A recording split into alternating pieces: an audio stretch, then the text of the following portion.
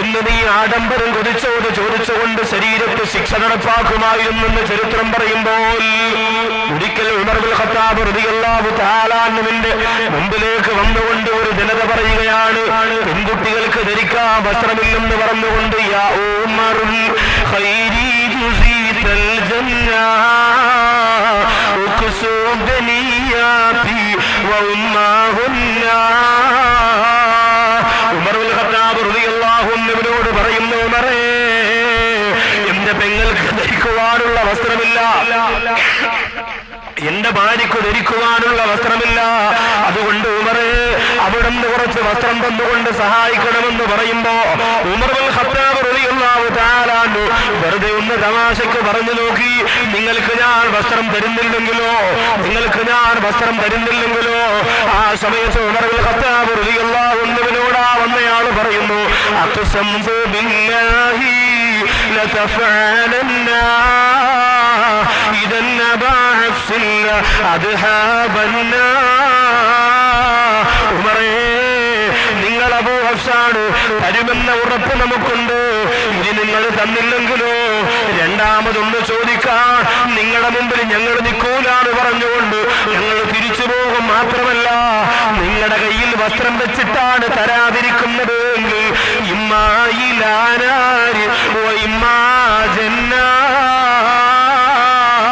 ഒന്നെങ്കിൽ അല്ലാഹു നിങ്ങളെ നാളെ പരലോകത്ത് ഇതിന്റെ പേരിൽ ഒരുപക്ഷെ നിങ്ങൾക്ക് നരകം തന്നേക്കാമെന്ന് പറഞ്ഞപ്പോ മക്കാ മണൽപ്പരികളെ കിടുകിടാതിറപ്പിച്ചു കളഞ്ഞ മക്കയുടെ പർവ്വതങ്ങൾ പോലും വിറച്ചു തുള്ളിപ്പോയ ഉമർ ഇബ്നുൽ ഖത്താബ് റളിയല്ലാഹു തആല അൻഹുവിന്റെ ആഗമനം കണ്ടിട്ടാണെങ്കിൽ ആ നേതാവായ സയ്യിദുനാ ഉമർ ഇബ്നുൽ ഖത്താബ് റളിയല്ലാഹു തആല അൻഹു പറയുകയാണ്, പൊട്ടിക്കരഞ്ഞുകൊണ്ട് ഒരു കൊച്ചുകുട്ടിയെ പോലെ നിലവിളിച്ചുകൊണ്ട് ഇറങ്ങി വന്നിട്ട് ആ പാവപ്പെട്ട സഹോദരനെ വാരിപ്പുണർന്നുകൊണ്ട് പറയുകയാണ്, നിന്റെ നാവ് കൊണ്ട് എനിക്ക് നരകമാണെന്ന് പറയല്ലേ, നിന്റെ നാവ് കൊണ്ട് എനിക്ക് നരകമാണെന്ന് പറയല്ലേ. ഒരുപക്ഷെ ആ വാക്കല്ലാഹു സ്വീകരിച്ചാൽ ഉമറിന്റെ അമലുകളെല്ലാം പൊളിഞ്ഞു പോകൂലേ എന്ന് ചോദിച്ചുകൊണ്ട് ഒരു കൊച്ചുകുട്ടിയെ പോലെ പൊട്ടിക്കരഞ്ഞത് 2011-ലല്ല, 2010-ലല്ല, 1400 മുമ്പാണ്. എന്നാൽ ഈ കാലഘട്ടത്തിൽ ജീവിച്ചിരിക്കുന്ന ഞാനും നിങ്ങൾ അല്ലാഹുവെ ഓർക്കാൻ നേരമില്ലാതെ പള്ളിയുടെ മുമ്പിലൂടെ മടപ്പ് കെട്ട് ദുനിയാവിന്റെ കാര്യത്തിന് വേണ്ടി പരക്കം പായുമ്പോ അല്ലാഹുവിന്റെ പള്ളിവരാരത്തിൽ നിന്ന് ബാങ്ക് മുഴങ്ങുമ്പോ വീടിന്റെ അകത്തിരുന്നു കൊണ്ട് റിയാലിറ്റി ഷോയുടെ പ്രിയപ്പെട്ട നീ ഇഷ്ടപ്പെടുന്ന ഗായകർക്ക് വേണ്ടിയിട്ട് മെസ്സേജേക്കാൾ ഉളുപ്പില്ലാത്ത മുസ്ലിമേ അള്ളാന്റെ പള്ളിയിൽ നിന്ന് ബാങ്ക് കേട്ടുകൊണ്ടിരിക്കുമ്പോ തുണ പറന്നുകൊണ്ട് സ്വറ പറന്നുകൊണ്ട് സംസാരിച്ചുകൊണ്ട് പൊട്ടിച്ചിരിച്ചുകൊണ്ട് കടകമ്പോളത്തിനകത്ത് സമയം കളയുന്ന മോനെ, 2011-ല് എത്ര തവണ നിനക്ക് കരയാ കഴിഞ്ഞിട്ടുണ്ട് മോനെ.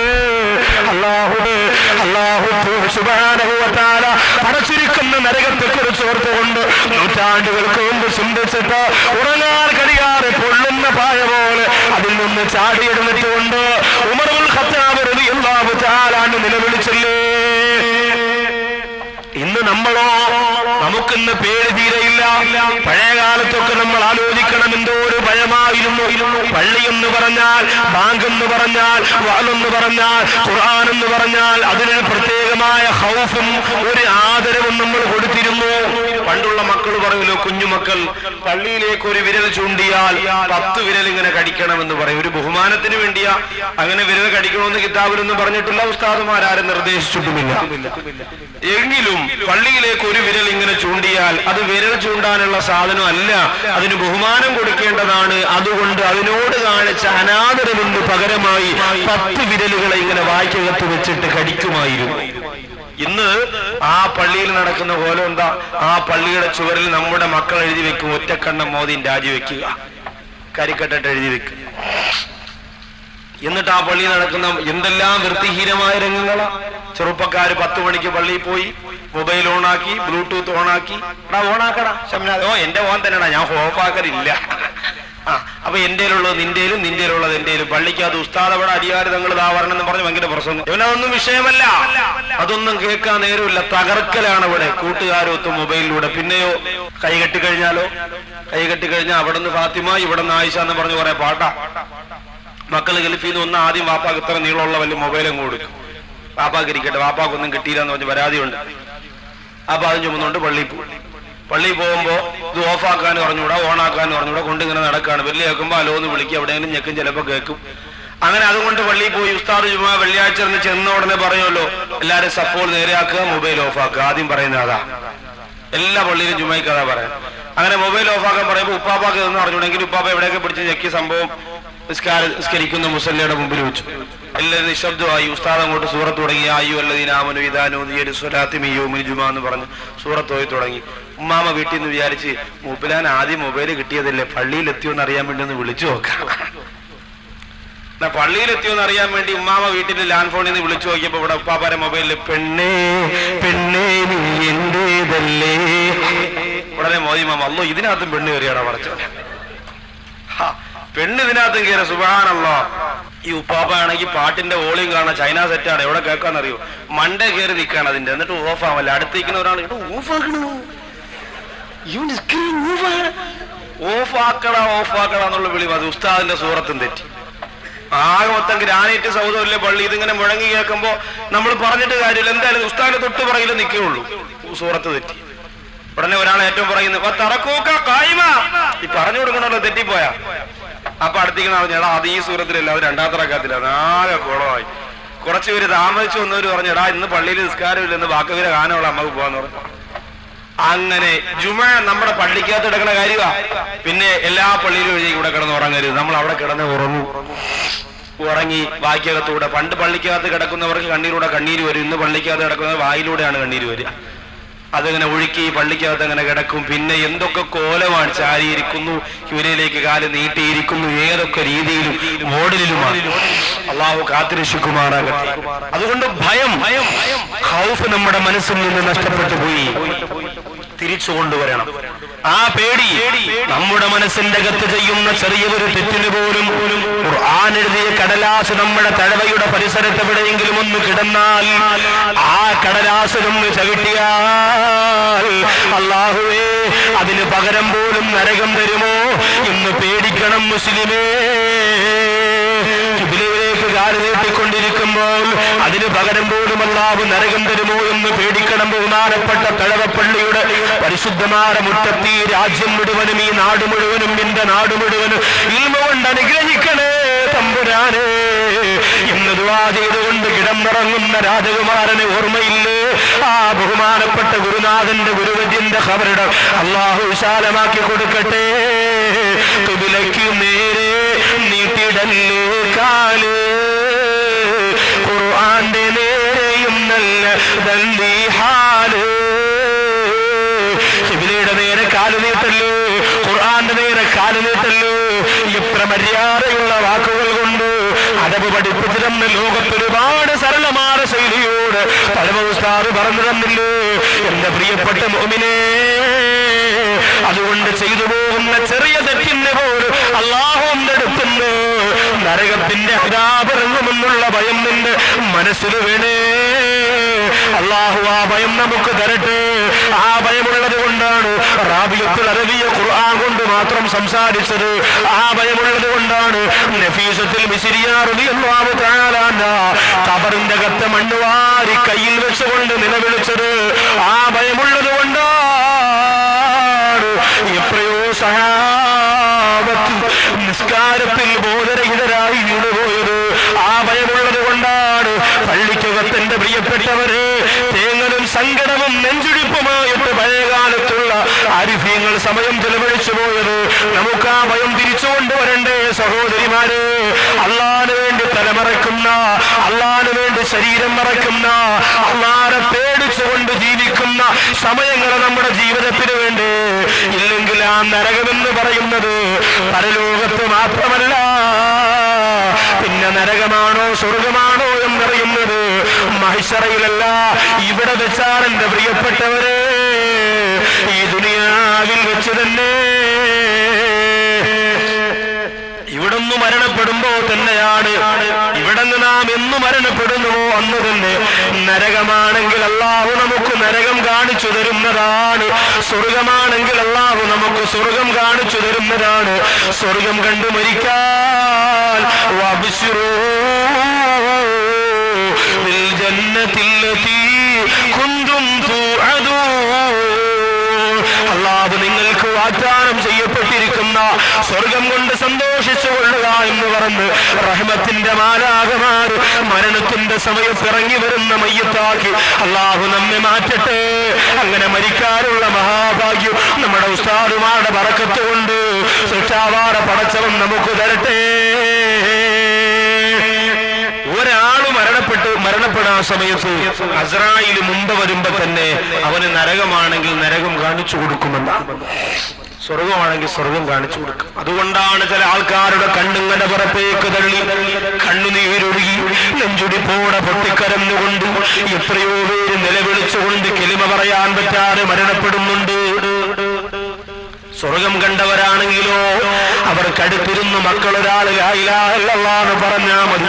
അത് കേട്ട ഉടനെ അവര് പറയുന്നു ലാ ഇലാഹ ഇല്ലല്ലാഹ്. അല്ലാത്തവർക്ക് പറയാൻ പറ്റൂല. അല്ലാഹു നമുക്ക് സ്വർഗം കണ്ടു മരിക്കാനുള്ള മഹാഭാഗ്യം തരട്ടെ. ആ സമയം മുതലാണ് നരകമാണെങ്കിൽ നരകവും സ്വർഗമാണെങ്കിൽ സ്വർഗവും നമുക്ക് തരുന്നതെങ്കിൽ എന്റെ സഹോദരങ്ങളെ, നിങ്ങൾ ആലോചിച്ചിട്ടുണ്ടോ?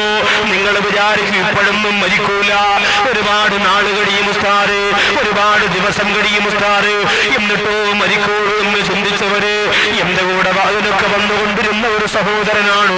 കഴിഞ്ഞ 7 ദിവസത്തിന് മുമ്പ് തട്ടത്തുമല, കിളിമാനൂർ തട്ടത്തുമല എന്ന് പറയുന്ന സ്ഥലത്ത് ഉമ്മാക്ക് ഗുളിക വാങ്ങാൻ വേണ്ടി 1 കിലോമീറ്റർ പോലും വീട്ടിൽ നിന്ന് മെഡിക്കൽ സ്റ്റോറിലേക്ക് പോകാറില്ല. ഗുളിക വാങ്ങാൻ വേണ്ടി 2 വീലറിലൂടെ യാത്ര ചെയ്തു പോകുമ്പോ സുബ്ഹാനല്ലാഹ് ആ ഉമ്മാക്ക് പിന്നെ ആ മോനെ കാണാൻ പറ്റിയത് എപ്പോഴെന്നറിയോ? തലവെട്ടിക്കീരി നെഞ്ചി വെട്ടിക്കീരി പോസ്റ്റ്മോർട്ടം ചെയ്ത് കുത്തിത്തച്ചുകൊണ്ട് ആ ഉമ്മാടെ മുറ്റത്ത്, വീടിന്റെ മുറ്റത്ത് കൊണ്ടുവന്ന് വെച്ചപ്പോ എന്റെ പൊന്നുമോനെ, ഇന്നലെ രാവിലെ ഉമ്മാക്ക് ഗുളികവാകാമെന്ന് പറഞ്ഞ് വീട്ടിൽ നിന്ന് പോയതാണല്ലോ. തിരിച്ചു വരുന്നതിന് മുമ്പ് അപകടം സംഭവിച്ച് വെഞ്ഞാറമൂട് ഗോകുലം മെഡിക്കൽ കോളേജിൽ എന്റെ പ്രിയപ്പെട്ടവരെ 2 ദിവസത്തെ ചികിത്സയ്ക്ക് 3.5 ലക്ഷത്തോളം രൂപ ചെലവഴിച്ചിട്ട് ആ പൊന്നുമോന്റെ ആയുസ് തിരിച്ചു കിട്ടിയില്ലാരെങ്കിൽ അത് 18 വയസ്സിന് മാത്രം പ്രായമുള്ള സിനാസ് എന്ന് പറയുന്ന ഒരു മുസ്ലിം സഹോദരനാണെങ്കിൽ ചിന്തിച്ചു നോക്കണം. ചെറുപ്പക്കാരാ, കണ്ടുപിടിച്ചുകൊണ്ട് പെണ്ണുപിടിച്ചുകൊണ്ട് തോന്നിയതുപോലെ ജീവിച്ചതുകൊണ്ട് 90 വയസ്സ് വരെ ഞാൻ ജീവിച്ചിരിക്കും ഉറപ്പ് പറയുന്ന സഹോദര, ഉത്സവപ്പറമ്പിന്റെ അകത്തളത്തിൽ പാതിരാ സമയം പുറക്കമിടുന്നുകൊണ്ട് ഗാനവേളക്കാരന്റെ അവസാന പാട്ട് കേട്ടുകൊണ്ട് ഉടുമുണ്ടിൽ തലയിൽ കെട്ടുകെട്ട് അല്ലാതെ പറന്ന് നൃത്തം ചെയ്യുന്ന കള്ളിനും മദ്യത്തിനും പെണ്ണിനും അടിപ്പെട്ടു പോലെ യുവത്വമേ, അടുത്ത സെക്കൻഡിൽ മരണം വന്ന മോനെ, നരകത്തിലേക്കല്ലോ നിന്നെ വലിച്ചടച്ചു കൊണ്ടുപോകുന്നത്.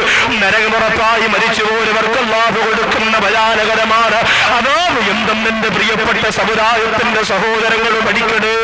അവര് നരകം കണ്ടു മരിക്കുമെന്ന് മാത്രമല്ല, അവരെ നരകത്തിന്റെ മാലാഖമാര് വന്ന് കുളിപ്പിക്കുമെന്നാണ്, അവരെ കഫം പൊതിയുമെന്നാണ്. എന്നിട്ടോ പള്ളിപ്പറമ്പിലേക്ക് അവരെ കൊണ്ടുപോകുമ്പോ നായകളോടുള്ള സമീപനം പോലെ ആ മയ്യത്തിനോട് പെരുമാറുമെന്നാണ്. ആർക്കും വേണ്ടാത്തതുപോലെ ചീഞ്ഞളുന്ന ശവത്തിന് നാലുകൾക്ക് വലിച്ചെറിഞ്ഞു കൊടുക്കുന്ന പോലെ ആരുടെ മണ്ണിന്റെ കത്തളത്തിലേക്ക് ആ മയ്യത്തിന് വലിച്ചെറിയപ്പെടുമെങ്കിൽ അല്ലാഹു കാത്തുരക്ഷിക്കട്ടെ. എത്ര വഖത്ത് നിസ്കാരം കളാക്കിപ്പോയി മോനെ. ക്യാൻസർ എന്ന രോഗം വന്നാൽ പിന്നീട് അല്ലാഹുവിനെ വിളിക്കാൻ നീ സമയം കണ്ടെത്തുന്നില്ലേ? ട്യൂമർ വന്നാൽ, കിഡ്നി തകരാറ് വന്നാൽ അറിയാതെ ഇന്നലെ വരെ ഇല്ലാത്ത പടച്ചുറമ്പുരാന് 1 സെക്കൻഡ് കൊണ്ട് 1000 പ്രാവശ്യം വിളിച്ചു പോകുന്ന എന്റെ പ്രിയപ്പെട്ട ചെറുപ്പക്കാരാ, അനീബൂ ഇലാ റബ്ബിക്കും അസ്ലിമൂ ലഹു. മടങ്ങി വന്നോ, അള്ളാന്റെ മുമ്പിലേക്ക് മടങ്ങി വന്നോ, അള്ളാന്റെ ദീനിലേക്ക് മടങ്ങി വന്നോ. ആ നരകമെന്ന് പറയുന്ന ലോകത്തെ ഭയന്ന് വിറച്ചുകൊണ്ട് പൊട്ടിക്കരന്നോ. അള്ളാഹുവിന്റെ പരിശുദ്ധമായ പള്ളിക്കകത്ത് പോയി സുജൂദിൽ കിടന്ന് നിറകണ്ണോട് അള്ളാഹുവിനോട് തൗബ ചെയ്തു. അള്ളാഹു സ്വർഗം കണ്ട് മരിക്കാനുള്ള മഹാഭാഗ്യം ഈ സാധുക്കളായ നമുക്ക് തരട്ടെ.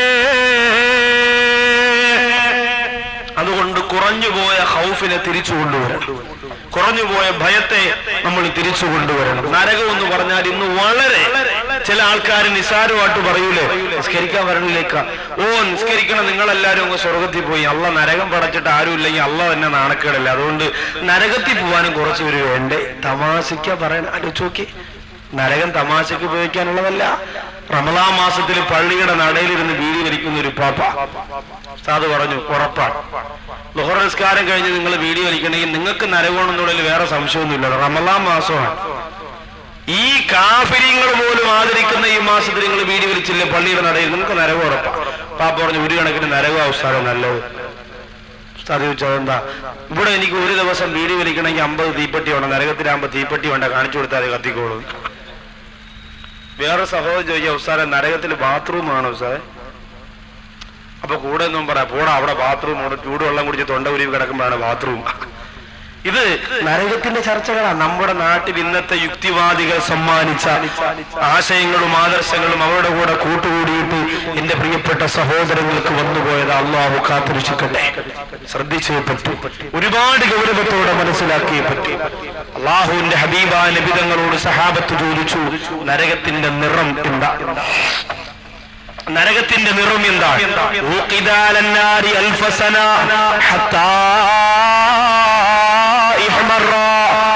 1000 കൊല്ലമാ നരകം ചുമന്ന നിറമായിരുന്നു. പിന്നെ രണ്ടാമത് 1000 കൊല്ലം കൂടി ആ നരകത്തെ കത്തിക്കപ്പെട്ടപ്പോൾ ആ നരകത്തിന് വെളുത്ത നിറമായി.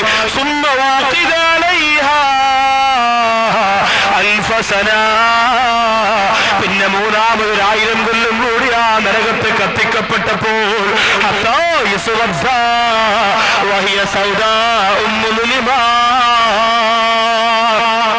ആ നരകം കറുത്ത് കരിവാളിച്ചു പോയെന്ന നരകത്തിന് ഇന്നും കറുത്ത നിറമാണ്. തീ ഒരുപാട് കത്തുമ്പോൾ അതിന്റെ നിറം ചുമപ്പല്ല, വെളുപ്പല്ല, കറുപ്പാണ്. ഒരുപാട് തീ കത്തുമ്പോ പിന്നെ കറുത്ത നിറം മാത്രമേ നമുക്ക് കാണാൻ പറ്റൂ. അതാണ് നരകത്തിന്റെ നിറം. അല്ലാഹു എന്നെയും നിങ്ങളെയും ആ നരകത്തിന്റെ അദാബുകളിൽ നിന്ന് കാരുണ്യവാനായ പടച്ചതമ്പുരാൻ രക്ഷപ്പെടുത്തി അനുഗ്രഹിക്കുമാറാകട്ടെ. പരലോകത്തേക്ക് വരാം. അവിടെയാണല്ലോ നരകത്തെ കൊണ്ടുവരുന്നത്. يوم يقوم الروح والملائكة صفا لا يتكلمون إلا من أذن له الرحمن. അല്ലാഹു സുബ്ഹാനഹു വ തആല അവന്റെ സൃഷ്ടികളെ മുഴുവനും ഇതാ അണികളാക്കി ഒന്ന് ചലിക്കാൻ പോലും കഴിയാത്ത രീതിയിൽ പരലോകത്ത് നിരത്തുവർത്തിയിരിക്കുമ്പോൾ അല്ലാഹുവിന്റെ അനുമതിയില്ലാതെ ഒന്ന് ചലിക്കാൻ പോലും കഴിയൂല. പരലോക വിശ്വാസം മറന്നുപോയ സമുദായമേ, പരലോകത്തിന്റെ ചിന്തകൾ മനസ്സിൽ നിന്ന് മാറ്റിവെച്ചുപോടെ എന്റെ പ്രിയപ്പെട്ട സഹോദരിമാരെ, തിരിച്ചാ ചിന്തയിലേക്ക് മടങ്ങി വന്നേ പറ്റൂ. അവിടെ അല്ലാഹു സുബ്ഹാനഹു വ തആല അല്ലാഹുവിന്റെ ഹബീബായ നബി തങ്ങളുടെ സമുദായം ഉൾക്കൊള്ളുന്ന ആ പരലോകത്ത് നിൽക്കുന്ന ജനങ്ങൾക്ക് മുമ്പിലേക്ക് മാലിക്കുന്ന മലക്കിനോട് പറയുന്നു, മാലിക്കേ,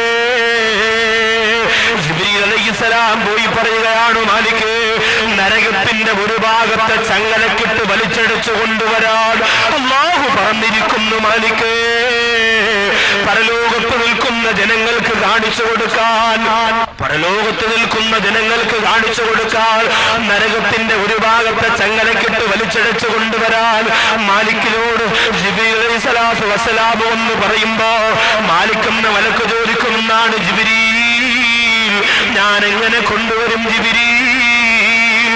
അവിടെ ലോകത്തിന്റെ നായകനായ അല്ലാഹുവിന്റെ ഹബീബായ നബി മുഹമ്മദ് മുസ്തഫ സല്ലല്ലാഹു അലൈഹി വസല്ലമ തങ്ങളുടെ സമുദായത്തിൽ പെട്ടവരില്ലേ? അവര് പേടിക്കൂലേ? അവര് കരയൂലേ? അവരെ മനസ്സ് പതറൂലേ? അവരെ കൈകാല് വിറയ്ക്കൂലേ? അവര് നരകം കണ്ട് അത്ഭുതപ്പെട്ടു പോകൂലേ എന്ന് ചോദിക്കുമ്പോ ജിബ്രീൽ അലൈഹിസ്സലാത്തു വസ്സലാം പറയുന്നു, അറിയില്ല, അല്ലാഹുവിന്റെ കൽപ്പനയാണ്, ഞാൻ പറഞ്ഞെന്ന് മാത്രമേ ഉള്ളൂ. മാലിക്കുന്ന മലക്കിന്റെ ചോദ്യം കണ്ടോ? പൊന്നാര നബിതങ്ങള് സാധാരണ മനുഷ്യനാണെന്ന് പറഞ്ഞ് പുറംതള്ളിക്കളയുന്ന എന്റെ പ്രിയപ്പെട്ട സഹോദരങ്ങളെ, അല്ലാഹുവിന്റെ ഹബീബായ നബി മുഹമ്മദ് മുസ്തഫ സല്ലല്ലാഹു അലൈഹി വസല്ലമ തങ്ങളുടെ ശരീരത്തിന്റെ ഭാഗങ്ങള് ബോഡി വേസ്റ്റ് എന്ന് പറഞ്ഞുകൊണ്ട് അധപ്പതനത്തിന്റെ രീതിയിലേക്ക് എഴുതിത്തള്ളിയ എന്റെ പ്രിയപ്പെട്ട സഹോദരങ്ങളെ, മാലിക്കെന്ന മലക്ക് പോലും ചോദിക്കുകയാണ്, പരലോകത്ത് കൊണ്ടുവരുമ്പോ അല്ലാഹുവിന്റെ ഹബീബിന്റെ സമുരാരം കാണൂലേ? റസൂലുള്ളാഹേ തിങ്കൾ ഹബീബുള്ളാഹേ റസൂലുള്ളാഹേ തിങ്കൾ ഹബീബുള്ളാഹേ. അല്ലാഹുവിന്റെ ഹബീബായ നബി തങ്ങളുടെ ആ പരിശുദ്ധമായ സമുദായത്തെ ഓർത്തുകൊണ്ട് മാലിക്കുന്ന മലക്ക് പോലും പറയുന്നു, നരകത്തെ കൊണ്ടുവരാൻ എനിക്ക് കഴിയൂല. അള്ളാഹു പറഞ്ഞു, മാലിക്കേ, എല്ലാ പ്രവാചകന്മാരുടെയും സമുദായമുണ്ട്, അതുകൊണ്ട് കൊണ്ടുവന്നോ മാലിക്കേ. മാലിക് അലൈഹിസ്സലാത്തു വസ്സലാം നരകത്തിന്റെ ഒരു ഭാഗത്ത് വലിച്ചഴച്ചുകൊണ്ട് വരുമ്പോ, ഇത് ഖുർആനാണ് പറയുന്നത്, ഖുർആനാണ് പറയുന്നത്. ബാക്കതി കൊണ്ടുവന്ന കെട്ടുകഥയല്ല, MD വാസുദേവൻ നായരുടെ നോവലല്ല, ഏറ്റുമാനൂർ ശിവകുമാറിന്റെ പ്രേതത്തിന്റെ കഥയല്ല. ഭയം തോന്നണം, ഖുർആൻ ഓടുമ്പോ ഭയം തോന്നണം. ഖുർആനിന്റെ ആയത്ത് കേൾക്കുമ്പോ ഭയം നിറയ്ക്കണം എന്റെ പ്രിയപ്പെട്ടവരെ. അല്ലാഹുവിന്റെ ഖുർആനാണ് പറയുന്നത്, വഇദാ റഅതുഹും മിൻ മകാനിൻ ബഈദ് സമിഉ ലഹാ തഗയ്യുലൻ വസഫീറാ. പരലോകത്തു മാലിക്കുന്ന മലക്ക് കൊണ്ടുവരുന്ന നരകത്തിന്റെ ഒരു ഭാഗം കാണുമ്പോ, വഇദാ റഅതുഹും മിൻ മകാനിൻ ബഈദ്, ഒരുപാട് ദൂരെ നിന്നുകൊണ്ട് തന്നെ മാലിക്കുന്ന മലക്ക് കൊണ്ടുവരുന്ന നരകത്തിന്റെ ഒരു ഭാഗം കാണുമ്പോ, സമിഉ ലഹാ തഗയ്യുലൻ വസഫീറാ. ആ നരകത്തിന്റെ വിളിയാളോ, ആ നരകത്തിന്റെ ഞരങ്ങലോ, ആ നരകത്തിന്റെ അട്ടഹാസവും കേട്ടുകൊണ്ട് അവർ ചോദിക്കുകയാണ്, ഹൽ മറബ്ത മിൻ സബീൽ. പടച്ചവനെ, ഇവിടെ നിൽക്കാൻ വയ്യ റബ്ബേ, ഇവിടന്ന് രക്ഷപ്പെടാൻ വല്ല മാർഗവുമുണ്ടോ? ഇവിടന്ന് രക്ഷപ്പെടാൻ വല്ല മാർഗവുമുണ്ടോ? ഇവിടെ നിൽക്കാൻ വയ്യ. ആ പരലോകത്ത് നരകത്തിന്റെ ഭാഗം കാണുമ്പോ എത്രയോ സഹോദരങ്ങൾ പറഞ്ഞു പോകുമെന്നാണ്, ഒരു വർഷം കൂടി തഴവയിലൊന്ന് ജീവിക്കാൻ ഒരു അവസരം കിട്ടിയാൽ, ഒരു മാസം മതി പടച്ചോനെ, ഒരു ദിവസം മതി തമ്പുരാനെ, ഞാൻ അവിടെ പോയി നല്ലതുപോലെ ജീവിച്ച് ഈ പരലോകം ഭയന്നവനായി പൊട്ടിക്കരഞ്ഞ് ദുആ ചെയ്തുകൊണ്ട് തിരിച്ചു വരാം എന്ന് അല്ലാഹുവിനോട് അവിടെയുള്ള ജനങ്ങൾ പറഞ്ഞു പോകുമ്പോൾ അല്ലാഹു പറയും, മലക്കുകളെ വേണ്ട,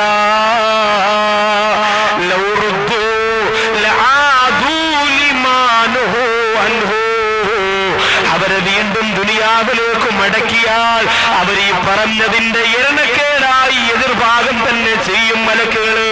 അതുകൊണ്ട് മനുഷ്യരാണ്, അവര് വന്ന വഴി മറന്നു പോകുന്നവരാണ്, അവര് തെറ്റിലേക്ക് ബന്ധിക്കപ്പെട്ടവരാണ്. അതുകൊണ്ട് അവരെ മടക്കി വിട്ടാലും വീണ്ടും നന്ദികേട് കാണിക്കും. അതുകൊണ്ട് വിടണ്ട,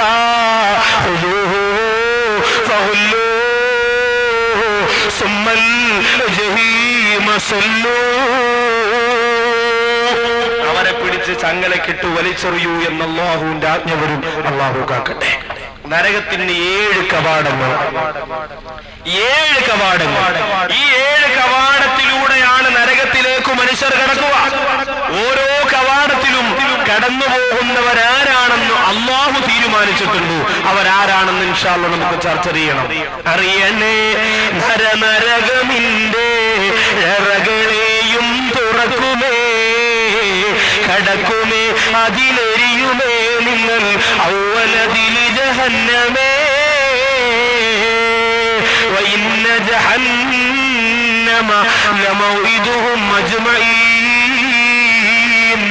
ലഹാ സബ്അതു അബ്വാബ് ലികുല്ലി ബാബിൻ മിൻഹും ജുസ്ഉം മഖ്സൂം. നരകത്തിന് 7 കവാടങ്ങളാണ്. ആ നരകത്തിന് സബ്അതു അബ്വാബ്, 7 വാതിലുകളാണ്. ലികുല്ലി ബാബിൻ മിൻഹും, ഓരോ വാതിലിലൂടെ, ഓരോ കവാടത്തിലൂടെ അള്ളാഹു നിശ്ചയിച്ച, അള്ളാഹു തീരുമാനിച്ച ഓരോ വിഭാഗങ്ങളുണ്ട് എന്ന് അള്ളാഹുവിന്റെ ഖുർആൻ പറയുന്നു. ഒന്നാമത്തെ കവാടമേതാ? എന്റെ ഈ തഴവ കുറ്റിപ്പുറത്ത് നുസ്രത്തുൽ സാധു സംരക്ഷണ സമിതിയുടെ 2ാമത് വാർഷികത്തിന്റെ പരിപാടിയിൽ വന്ന എന്റെ പ്രിയപ്പെട്ട മുസ്ലിങ്ങളെ, ഈ പറയാൻ പോകുന്ന ഒരു സ്വഭാവ ദൂഷ്യവും നിനക്ക് വരാൻ പാടില്ല. ഒന്നാ, നീ മരിക്കുന്നത് നരകം കണ്ട, നിന്റെ ഖബർ നരകത്തിന്റെ ഭാഗമാണ്, നിന്നെ കുളിപ്പിക്കുന്നത് നരകത്തിന്റെ വെള്ളത്തിലാണ്, നീ ധരിക്കുന്നത് നരകത്തിന്റെ വസ്ത്രമാണ്, നിന്നെ കൊണ്ടുപോയി അടക്കിയത് മുതൽ പിന്നെ എന്റെ പ്രിയപ്പെട്ടവരെ നരകത്തിന്റെ ഭയാനകരമായ ചൂടിൽ നിന്ന് രക്ഷപ്പെടാ നമുക്ക് സാധിക്കുകയില്ല.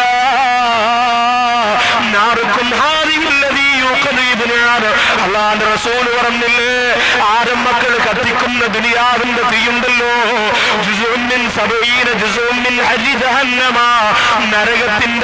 നരകത്തിന്റെ തീയുടെ ചൂടിൽ നിന്ന് 70ൽപ്പെട്ട ഒരു അംശം മാത്രമാണെന്ന് അള്ളാന്റെ റസൂൽ പറയുമ്പോ ദുനിയാവിന്റെ ചൂടത്ര ഭയാനകരമാണ്, ദുനിയാവിന്റെ തീ എത്ര ഭയാനകരമാണ്. പെട്രോളിന്റെ വാഹനം അങ്ങോട്ട് കത്തിപ്പോയാൽ പ്രിയപ്പെട്ടവര് ആ തീ അങ്ങോട്ട് ആളിപ്പടരുമ്പോ 10,000-കണക്കാന മനുഷ്യമക്കള് സെക്കൻഡുകൾ കൊണ്ട് വെന്തുരുകി പോകുന്നത് ദുനിയാവിന്റെ ചൂടിന്റെ തീയുടെ ശക്തിയല്ലേ. ഗ്യാസ് കുറ്റിയുടെ മുമ്പിൽ നിന്ന് പ്രിയപ്പെട്ടവര് അത് പൊട്ടിത്തെറിച്ചു പോയി മക്കളോടൊപ്പം കുടുംബം കത്തിയമർന്നു പോയ കഥ പത്രത്തിലൂടെ വായിക്കുന്നവര്, ഒരു ഗ്യാസ് കുറ്റി അങ്ങോട്ട് പൊട്ടിപ്പടർന്ന് തീയാളി പിടിച്ചിട്ട് ഒരു കുടുംബം മുഴുവനും കത്തിക്കരിഞ്ഞു പോരെങ്കിൽ അത് ദുനിയാവിന്റെ തീയല്ലേ, അത് ദുനിയാവിന്റെ തീയല്ലേ. അപ്പോ പിന്നെ നരകത്തിന്റെ തീയോ? ആ തീ ഖബറിൽ വന്നാലോ? ആ തീ പരലോകത്ത് നമ്മെ ഭയപ്പെടുത്തിയിട്ട് വിചാരണയുടെ വേളകളിൽ നമ്മുടെ കൂടെ നിന്നാലോ? അല്ലാഹു കാത്തുരക്ഷിക്കട്ടെ. അതുകൊണ്ട് ഈ പറയാൻ പോകുന്ന ഒരു വിഭാഗത്തിലും നിങ്ങൾ പെടാൻ പാടില്ല. ഒന്നാമത്തെ വാതിലിന്റെ പേരെന്തെന്നറിയോ? ഇസ്മു ജഹന്നം. ഒന്നാമത്തെ കവാടത്തിന്റെ പേര് ജഹന്നം എന്നാണ്. ആരാണ് ജഹന്നമിലൂടെ കടക്കുന്നത്? ജഹന്നമിലൂടെ കടക്കുന്നത് ആരാണ്? വഇദാ ഖീല ലഹു തഖില്ലാ അഖദതുൽ ഇസ്സതു ബിൽഇസ്മി ഫഅസ്ബുഹു ജഹന്നം വലബിഇസൽ മിഹാദ്. ജഹന്നമിലൂടെ കടക്കുന്നവരാരാണ്?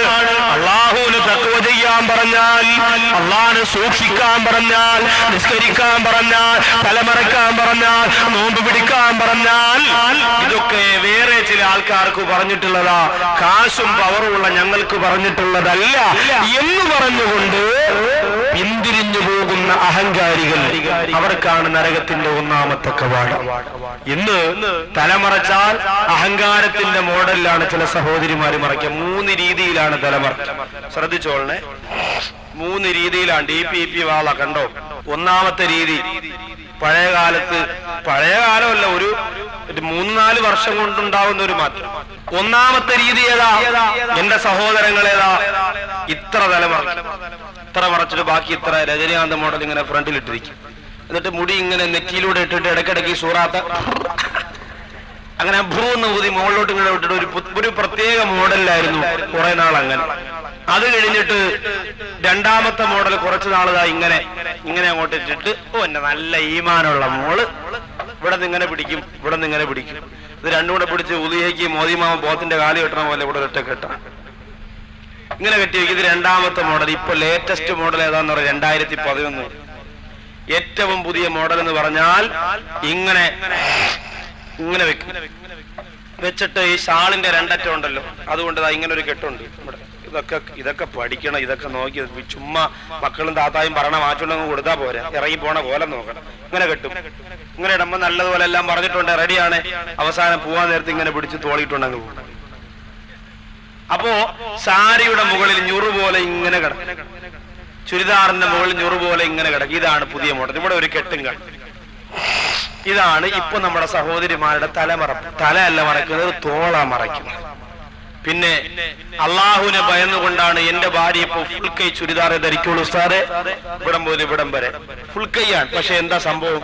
നെറ്റാണ്, നെറ്റ്. കൈ ഫുള്ളായിട്ട് കാണാം ഉസ്താദെ. ആ ഫുൾ കൈ കാണാം, ഫുൾ കൈ കാണാന്നപ്പൊ പുതിയത്. നമ്മൾ ആലോചിച്ച് നോക്കി, കുറേശ്ശെ കുറേശ്ശെ ഇങ്ങനെ കാണിച്ച് ഇപ്പൊ ഫുൾ കൈ കാണിച്ചു. ഒരു 2011 ഇപ്പൊ ഒരു 3-4 കൊല്ലം കൂടെ കഴിഞ്ഞാൽ പിന്നെ നെറ്റ് മാത്രമേ കാണൂ ശരീരം മൊത്തം. അപ്പൊ പിന്നെ മൊബൈൽ കൊണ്ട് പുറകെ നടക്കേണ്ട കാര്യമില്ല, വെറുതെ അങ്ങ് നടന്നുകൊണ്ടാ. ഏത് കോലത്തിലായി നമ്മൾ അതിനൊക്കെ നമ്മൾ കൂടെ നിൽക്കുന്നില്ലേ? 65,000 രൂപയുടെ പർദ്ദയാണ് 2 മാസം ഇറങ്ങിയിട്ട് കാസർഗോഡ് ജില്ലയിൽ പുതിയ പർദ്ദ.